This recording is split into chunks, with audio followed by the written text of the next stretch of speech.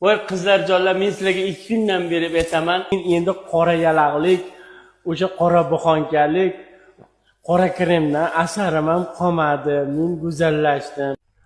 Assalomu alaykum Instagram ahli. Hozir sizlar bilan zo'r narsani abzorini qilamiz.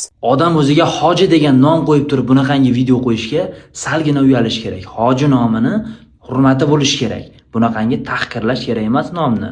Bir ayolni soxta ehson yiqqanlikda ayblab, uni qora yaloq, patinka kremni jinskiy varianti, isqirt, haromxo'r deb hatto uni onasigacha, oilasigacha haqorat qilib so'kishga kim huquq berdi bilmayman. Bu shaxsni tezroq jinoiy javobgarlikka tortish kerak. Sababi ijtimoiy tarmoqlarda profilini kuzatib chiqqanimda qariyb 2 oydan beri ayni bir shaxsni tinimsiz haqorat qilayotganini ko'rdim. Agarda soxta ehson yig'ayotganligi yuzasidan shikoyat bo'ladigan bo'lsa, bu holat bilan huquq tartibot idoralari shug'ullanadi va huquq tartibot idoralariga qonuniy tartibda ariza qilish kerak bo'ladi. Lekin bunaqangi video qilib o'zbek ayolini bunaqangi yomon otliqqa chiqarishga hech bir erkakni haqqi yo'q, hech bir fuqaro bunga haqli emas va qonun oldida albatta javob berish kerak.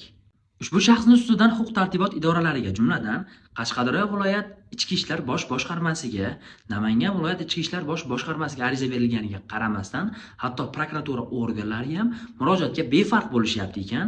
Bu holatni tezroq tartibga solish kerak. Sababi hech bir shaxs O'zbekistonda men qonunman, bu holatni men ochib beraman deyishga haqqi yo'q.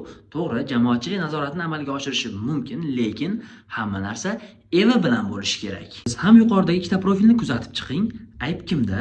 O'zingiz baho bering hamda kommentariyada o'z fikringizni yozib qoldiring. Oy, hali ham tushunib yetmadingmi? Men vallomati, billomati inson zotidan uzr so'ramayman.